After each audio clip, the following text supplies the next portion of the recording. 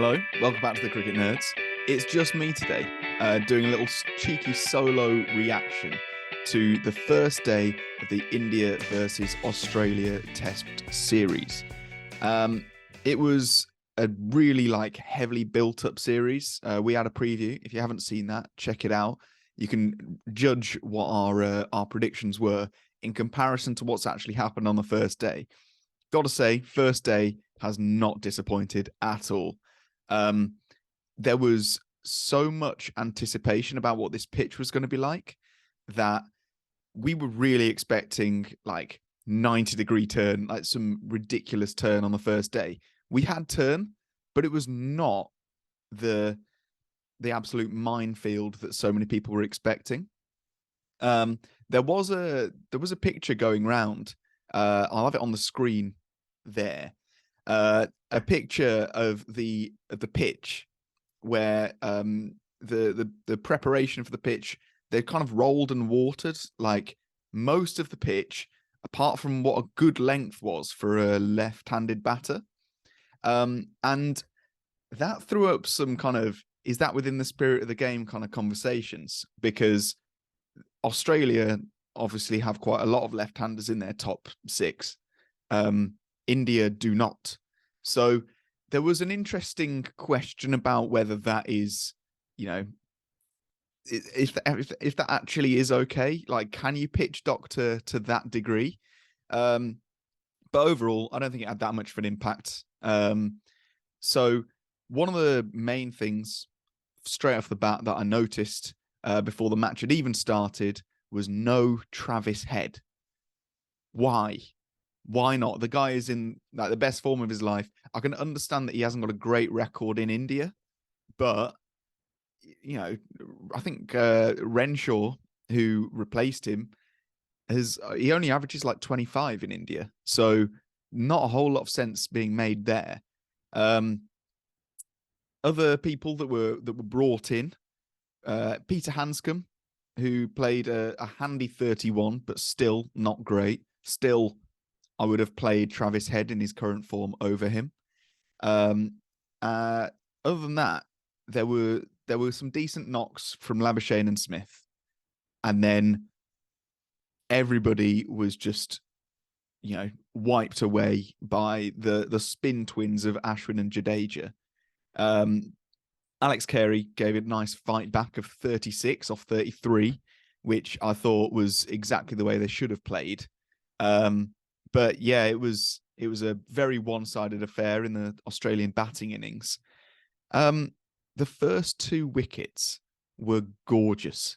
So it was Mohammad Siraj in the second over, got a beautiful outswinger. I mean, it's an outswinger if the right-hander's bowling it, but pinned what's his name? Usman Khawaja straight in front, stone dead, and then David Warner got bowled by an absolute peach from Mohammad Shami. It was one of my favourite wickets, like the visceral nature of the off stump just cartwheeling behind him. That's the stuff dreams are made of for a seam bowler. And I'm sure in the next podcast or something, when Benji's back, he'll be harping on about how beautiful that delivery was, because we all know Benji really appreciates the pacers.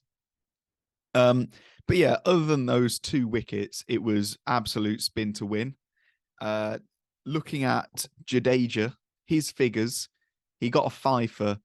He bowled 22 overs on the first day, so it definitely is a classic Indian track, which I haven't got a problem with. I quite like that. It still seems fair. Still seems like you could bat on it. But yeah, 5 for 47 off his 22 overs. Ashwin following up with 3 wickets for 42. So very economical stuff. Axar Patel didn't get any wickets, but we'll save him for the pink ball test. He's going to take so many. Something that wasn't so great was Kohli's catching in the slips. He did drop a couple, I think. So, that's not great. Other than that, it was just like the perfect innings. Something that Matthew Hayden said. So we have had to put up with some Australian commentary, which commiserations to everybody having to listen. If you can listen to it in Hindi or something else, then do that, because Matthew Hayden's absolutely waffling. At one point, they were talking about momentum, and he said the momentum, the same can be said for life, is really important. It was like, what are you on about? Shut up. So yeah, I didn't need that in my life. But yeah, so Australia skittled all out for 177. And there were about, I think it was 24 overs left in the day for India to build up a decent partnership. And they did. Their opening partnership was absolutely brilliant. A 76-run partnership. Notably, Rohit Sharma, 56 of 69 rocks. Absolutely outstanding. He looked really good. Anything that was over pitched or under pitched, he was putting it away. And then everything else, he was respecting, and he was playing really solidly. A few plays and misses, but that's to be expected when you've got Nathan Lyon and Todd Murphy bowling on a turning track. Todd Murphy, pretty decent. They seem to complement each other, even though they're both, right arm off break bowlers. Nathan Lyon seemed to be bowling a little bit faster, and I've got to say a little bit more inconsistently. He was quite off the mark. I mean, it's not like he went for many runs.